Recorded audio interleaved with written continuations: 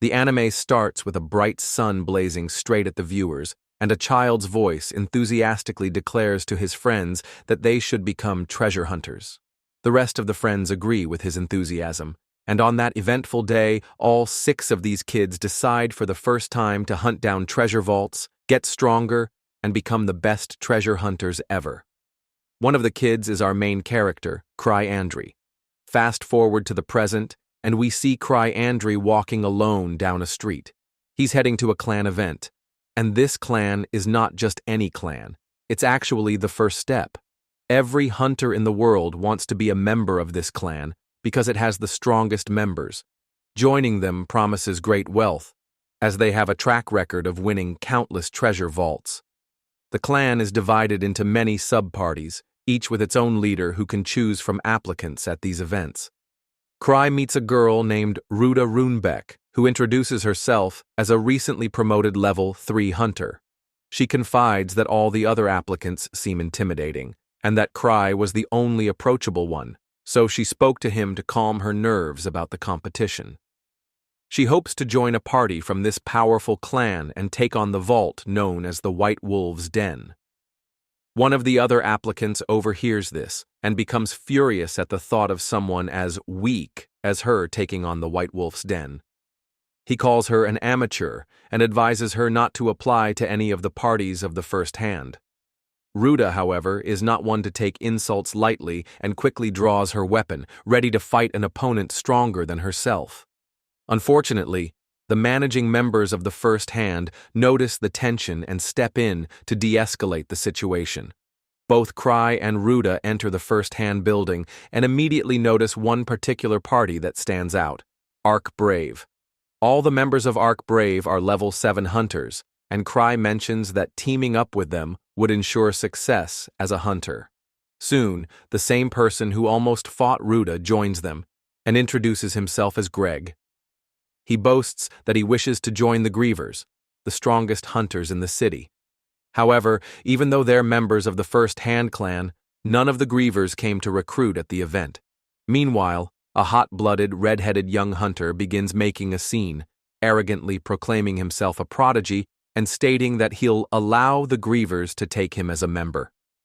A girl from the First Hand clan notes his arrogance and steps up to challenge him to a duel. One of the members tries to stop her to avoid a scene, but the fight begins anyway. The redhead draws a sword that ignites with flames and charges at her.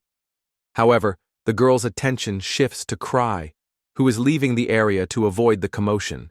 She dodges the attack by moving toward him. To everyone's surprise, she calls Cry Master. The leader of Arc Brave also approaches Cry, introducing him as the leader of the First Hand clan. Everyone is shocked to learn that such a powerful member has been among them all this time. There was even an empty chair reserved for him. Cray then remembers how it all began. He was always weak, and when he hunted beginner-level treasure vaults with his friends, he often got in the way and ended up being used as bait. However, his friends, now known as the Grievers, were always kind to him and valued him as a team member. Cry once planned to announce that he no longer wanted to be a member because he felt like a burden, but they ended up making him the leader instead. The reason behind this decision was Cry's remarkable skill in persuading others, giving inspiring speeches, and being observant, but above all, he was a true friend to the Grievers. Ever since that eventful day in his childhood, he's been the leader, and though he wishes to retire, he has become an invaluable figure and the leader of the First Hand through his power of persuasion alone. The girl who almost got into a fight is named Tino, and she cherishes Cry deeply. The leader of Arc Brave also admires him and even says he'll recruit any applicant Cry recommends. Cry then asks the red-headed troublemaker for his name, and he introduces himself as Gilbert. Cry says he'll recommend him to Arc Brave on one condition: if he manages to deliver one of his rings to Arc Brave. Saying this, he removes a ring and throws it into the crowd of candidates, who immediately begin fighting for it. He uses this chaos to escape, but ends up making the front page the next day as the brawl among the candidates causes widespread chaos and damage to the building. Thankfully, no civilians were hurt in the process. This incident lands Cry in trouble with the Explorers Association, who demand an explanation for the chaos. They can't let Cry go scot-free and want to make an example of him to prevent such incidents among other clan members. As his punishment, he's given the choice to take on any treasure vault mission he sees fit. He chooses what he thinks will be an easy rescue mission from the vault known as the White Wolf's Den. However, after he leaves, the members of the Explorers Association remark on how brave he was to choose that mission, as it's actually the hardest available. Cry originally planned to delegate the mission to an Arc-Brave member, but since they aren't available, he asks Tino for help. She immediately tries to flee, but he uses one of his rings to capture her, as the ring can transform into a hound made of chains. Tino, reluctant to do this mission alone, is given additional teammates by Cry to accompany her. The second episode starts with a flashback to 6 years ago, when Cry Andry and his childhood friends were going to sign up as hunters at the Explorers Association, which is the headquarters for all the hunters and their clans. Cry was too scared to even open the gates. However, one of his friends ended up opening it with a kick and announced to everyone that he was the greatest swordsman ever. He started acting all cocky, talking to everyone around to introduce his team to every other hunter in the room. In the registration form as hunters, they were also supposed to name their group, and Cry came up with a unique name: Grieving Souls. No one on his team liked it, but Cry ended up emotionally blackmailing them by saying that he had failed his team and should leave. His friends immediately agreed with him that he was the best leader ever, and that it was the best name ever. Back to the present time, Cry has just assigned Tino to a new team to take down the White Wolf's Den, which he was originally assigned to. The team includes Greg, Gilbert, and the girl Ruda. Tino isn't very excited to join them, while Greg is simply amused to witness the great Cry Andry standing in front of him. He has great respect for Cry. However, Gilbert refuses to believe that this Cry Andry is the real Thousand Tricks, and immediately starts mocking Cry. Since Gilbert isn't cooperating at all, Cry ends up removing him from the team and asks Tino to take Greg and Ruda on the mission. This infuriates Gilbert even more, and he ends up challenging Cry to a battle. This puts Cry in a bad position, as he isn't very good at fighting. Cry then puts Tino forward, saying that even she would be able to take care of Gilbert. Gilbert accepts the terms and says that Cry will be next after he's done with the girl. Cry is worried about the sword that Gilbert possesses. It's the Purgatory Sword, and it could deal some real damage. Tino takes off all her weapons, knowing that she can take on Gilbert without them. Gilbert, with his huge sense of pride, immediately lets go of his sword as well. Tino throws a punch straight at Gilbert's face, and even though he manages to dodge it, he is taken aback by how fast the attack is delivered. It is quickly followed up by a kick straight to Gilbert's face. This attack takes him down hard, and Tino continues to beat Gilbert badly throughout the rest of the fight. Gilbert immediately realizes just how powerless he is against Tino, and that he must be no match for the great Cry. Cry approaches the fallen hunter and touches his sword. Great flames emerge, a testament to the power he possesses, which amazes Gilbert. Although, in reality, it's just one of his cheap tricks. The assigned team eventually ends up venturing to the vault. However, as they embark on their journey, Cry realizes for the first time how dangerous the vault really is, as level 5 people have gone missing in there. Worried that he's made a mistake, he ends up stealing a relic known as Nightcrawler in hopes of reaching his assigned team before they get to the vault. He flies away to them instantly. This episode also starts with a flashback of Cry's past. It's from when they encountered their first Cyclops and took its head. They showed it to another hunter at a restaurant, and that took him completely by surprise. How these children managed to defeat a Cyclops at their age. Meanwhile, back in the present time, Tino and her team come across their first monster before they even reach the vault they were meant to attack. They managed to take it down, but it's only because they had the numerical advantage. Greg proposes that it's best to take a step back and retreat for now, as Gilbert's sword is out of mana. However, Tino has complete faith in her master's plan, and thinks that they will be able to pull this mission off. It's important to do it now, as it's a rescue mission, and there are people in the vault who need to be saved. Saying that, she starts to move on ahead. They enter the vault, and Tino quickly assesses the abilities of her teammates and forges a plan of attack tailored to their skills. Gilbert is good with straightforward brawls, Greg is experienced and good with coordination, and Ruta is skilled in locating enemies. They successfully manage to take down their enemies, and Tino thinks to herself that her master, Cry, really is a god, if he thought this thing through this much. The chemistry between the team immediately adds up, and they begin to take down monsters easily. This makes Gilbert really happy, as for the first time, he experiences what it feels like to take on enemies side by side with allies as strong as he is. Greg is a man who was deeply affected by the death of his allies, so he gave up hope on trying to get stronger out of the fear of being killed.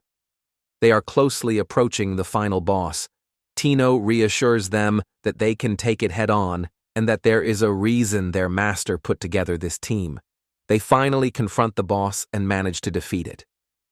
Their victory is short-lived as they realize that there are 4 more of them. Tino realizes that they'll be outmatched, so she decides to make a decision for the team to run for it. However, one of the monsters ends up blocking their passage. Gilbert and Greg volunteer to sacrifice themselves so the girl can run away. Tino objects to that plan and remembers the ring she got from her master. She uses the ring to blind one of the monsters temporarily. Gilbert uses this opportunity to charge at him. However, the monster doesn't remain flashed for long and recovers quickly. As a consequence, Gilbert takes a huge blow from the enemy that causes him to hit the wall. Just as all hope seems lost, Cry appears out of nowhere to rescue his little team of 4. They are all very happy to see him, as they were about to die just a moment ago. All 4 of them are afraid to see the 1,000 Tricks himself at the vault. Their attacks are filled with hesitation, and Cry manages to use his relics to take the monsters down temporarily, allowing him and his team to make a retreat. This episode also starts with a flashback of the past, from when Cry and his childhood friends were still making a name for themselves in the hunter community. It's from when Cry had shown interest in buying and collecting relics wherever he could find them. None of his team members are taking his collected relics seriously. Luke Skyle even grabs one of them that looked like a sword. However, that relic brings out the worst in people, so the sword made him angry, and he just started shouting how he wants to kill everyone. He is eventually controlled by other members. In the present time, Cry is saving his fellow companions, who he sent to the dungeon out of pure carelessness. He's leading the pack after escaping from the 4 bosses of the dungeon. However, he has no clue about where they're headed, and the team behind him is fully confident in his abilities and leadership. Inside, even he's panicking, not knowing what to do. At the same time, he begins to wonder if Tino hates him now for leaving her in the dungeon. Gilbert ends up asking where they're headed, but Tino interrupts him, saying that figuring out Cry's plan is part of the training and that they should have faith in him. Tino also announces that it's very obvious that they're not heading to the exit since she's read the map a little. This information makes Cry panic even more, as he wants nothing more than to escape this place alive with all of them. Eventually, they all end up coming across the party they were meant to rescue in the first place.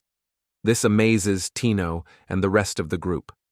They now begin to think that it was Cry's plan all along to head towards these people and rescue them, even though Cry had no clue where he was leading them.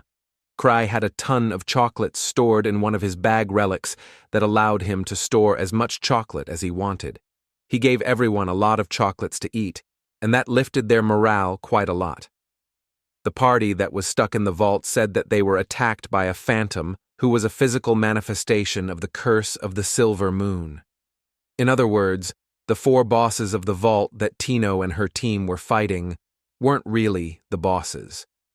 The phantom left Rudolph and his party members and let them live as if he was toying with them. Cry, using his witty mind as the person in charge, instantly put Tino in charge and considered this as a test for her skill and leadership. On the inside, he's hoping she gets them out of here alive, as that's certainly something he's not capable of doing. Tino is amazed at her master trusting her this much and considers herself garbage, but is willing to lead the pack. The presence of the phantom being nearby has an effect on everyone soon, and they all begin to panic. Cry evaluates the condition and realizes that he has no great relics, although he does have 5 lives left, as he has 5 relics that grant him another life every time he dies. Cry musters up the strength and stands in front of Tino to defend her, seeing as to how everyone is afraid for their life. Just as he sees the phantom approaching them, he notices something weird behind him. It was the shadow of a girl, and she kicks the phantom to the side. She takes her mask off and heads straight to Cry and introduces herself as one of the members of Grieving Souls. She is so excited to meet her childhood friend Cry after a long time. However, she's insanely angry at Tino as Liz went to meet Cry in his office, but he was nowhere to be found because he went to rescue Tino and her crew. In fact, she got so mad at Tino for not being able to take care of the White Wolf's den herself, she scolded her hard enough to make her cry.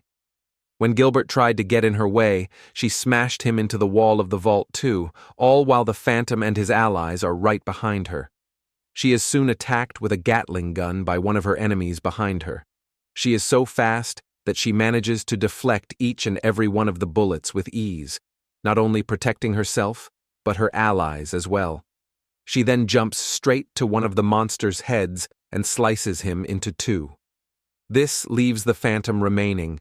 It tries to attack Liz with a sword, but that attack is also easily blocked, and Liz ends up smashing the poor phantom straight to the ground, pounding him over and over mercilessly as he lays there lifelessly. With all the enemies destroyed, they all manage to successfully leave the vault. Gilbert decides to go back to his old team and gives his most prized possession, the Purgatory Sword, to the First Hand, thinking that he needs to improve his skill and not just rely on his relic. The next episode starts off with yet another flashback. However, this time, the flashback isn't from Cry's childhood. Instead, it's from a time when he had already become the leader of the First Hand. He recalls the time when one of the members of the Grieving Souls gave him a slime in a capsule. The person who gave it to him was named Citri Smart and was a renowned alchemist. In fact, she was considered to be one of the most intelligent people in the world. Fast forward into the present time, Cry seems to have lost the slime, and that thing has the ability to destroy the entire capital if it falls into the wrong hands. Even though Cry tries his best to forget about it, he still ends up failing to do so and finds himself anxious and looking for it in stupid places like under the table and under the bed. Meanwhile, Liz is busy training Tino, and Cry decides to visit the 2 of them in the training hall. Before reaching the training hall, Cry comes across a hunter known as Sven Anger, who is a level 6 hunter and is standing just outside the training room. He's pissed because he can't train and is stuck outside the training hall as it's being used by Liz and Tino. He requests Cry to stop her as he's the only one who can hold a candle to Liz. Cry tells him that the reason Liz came back is because she got bored of raiding the Night Palace, which is a level 8 vault, and this impresses Sven even more. Cry finally decides to open the gates of the training hall. He witnesses Liz being absolutely brutal with Tino. She's standing over her, and Tino is barely conscious, laying on the floor unable to get up. Liz reminds Tino that this isn't her best, and she'll actually kill Tino if she doesn't get up right now to continue her training. She raises her leg to deliver the final blow, but Cry barges in to stop the fight. Seeing Cry, Liz instantly brightens up and agrees to stop on his proposal. However, Tino manages to grab Liz's leg and tells her that she can still move on. Liz decides to continue her training, and Cry lets them be for the time being. Meanwhile, Gark, who's the head of the Explorers Association, is trying to figure out why on earth the Thousand Tricks himself went to such a low-level vault to fight off the monsters. He suspects that there is more to the vault than meets the eye, and tells his assistant that he wants to meet up with Cry immediately, as Cry never visits a vault by himself. In fact, he decides to visit Cry the next day himself.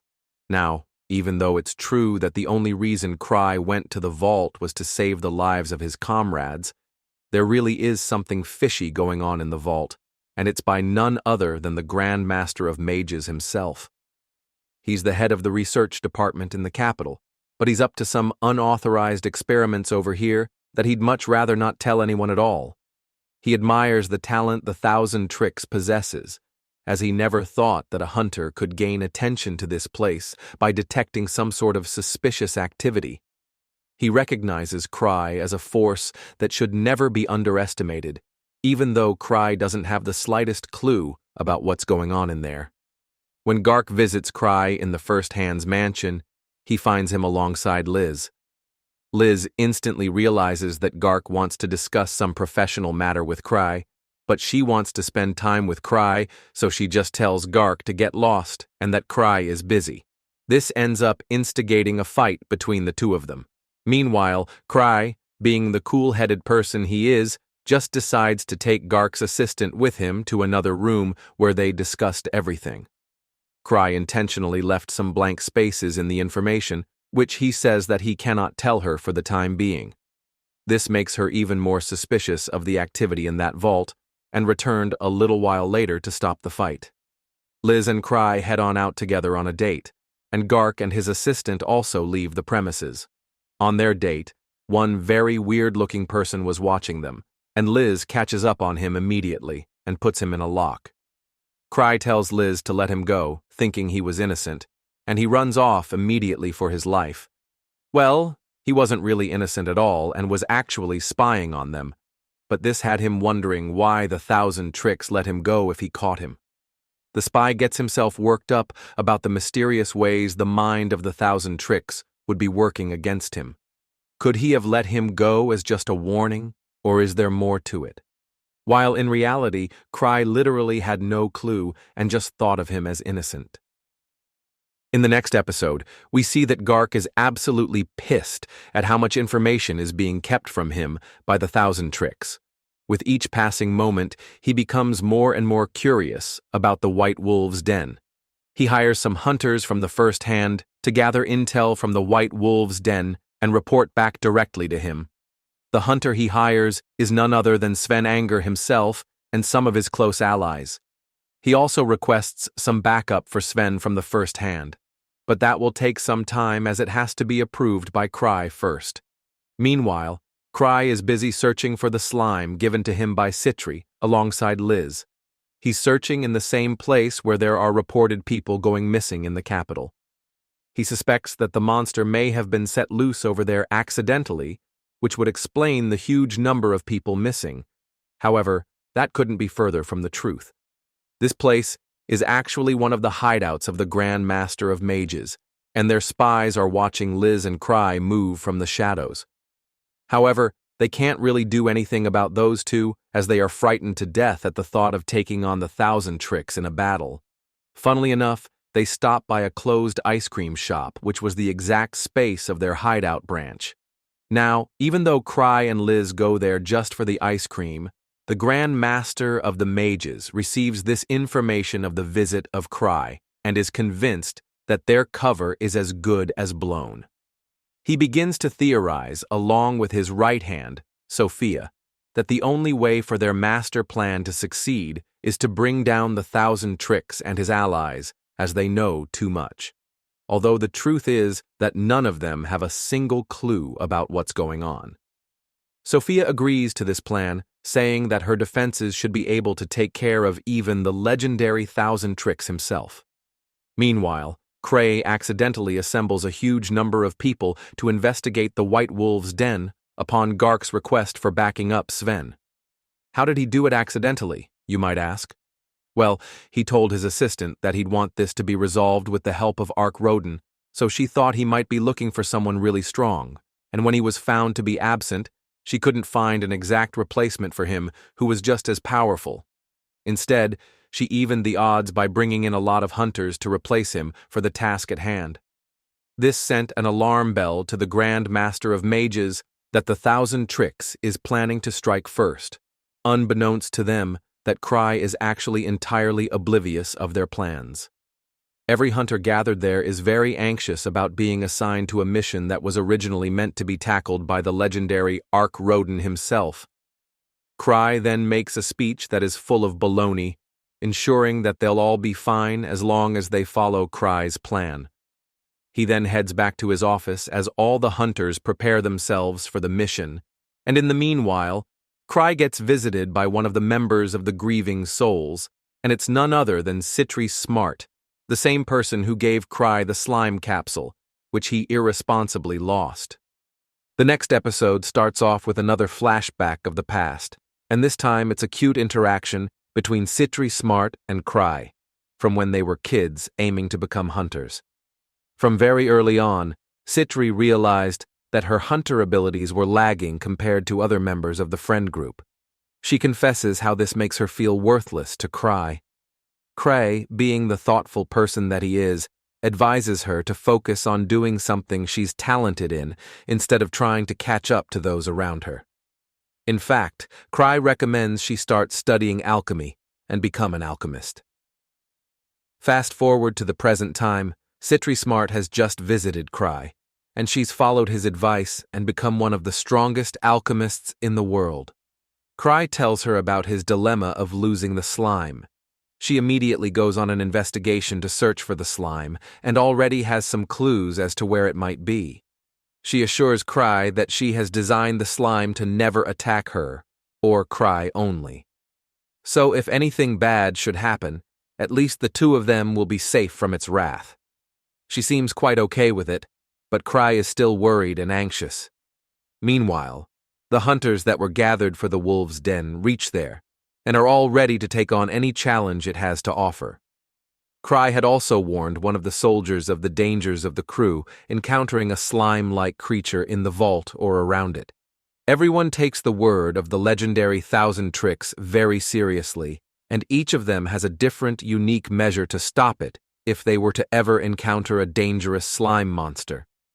A little red-haired girl whose name is Talia Widman, claiming to be a disciple of Citri, said that she has a potion that works only on slime creatures, and according to her, it should nullify them completely. Seeing how everything is checked, the leader makes a motivational speech that raises everyone's morale, and they charge into the White Wolves' den in hopes of coming back with complete victory. However, they soon realize that there is actually no slime-like monster here in the vault, and their investigation fails to find anything unique that they were looking for. One of the men is infuriated at how much time and resources were wasted, all thanks to the anticipation of the so-called Thousand Tricks, who didn't even show up in the first place. Angrily, he heads towards the woods, away from everyone else. Over there, he comes across two people who are wearing robes and have a huge white wolf monster chained in front of them. Before they could do anything, he charges at them and takes them down. One of them uses a fire spell against him, but he manages to block it and strike him down too. Although while he is distracted in punching one of them, the other one manages to inject a potion into the white wolf, turning it into a slime-like monster. He gives a signal to everyone at the camp base after seeing it, as he realizes that he's no match for it. Sven immediately gathers all of his hunters to take on the slime-like creature. They throw everything they can at it, but none of it is effective. Talia immediately hands Sven the potion she made specifically for nullifying slime creatures, and using his hunting skills, Sven successfully inflicts damage to the slime creature using the potion. However, nothing happens, and the attack is completely useless. Just as all hope seems lost, Citri appears out of nowhere and uses a special potion that completely eliminates the slime-like creature. She gathers all of the hunters, takes command, and tells them that with her leadership, they can investigate this den. Gark also arrives to help them out.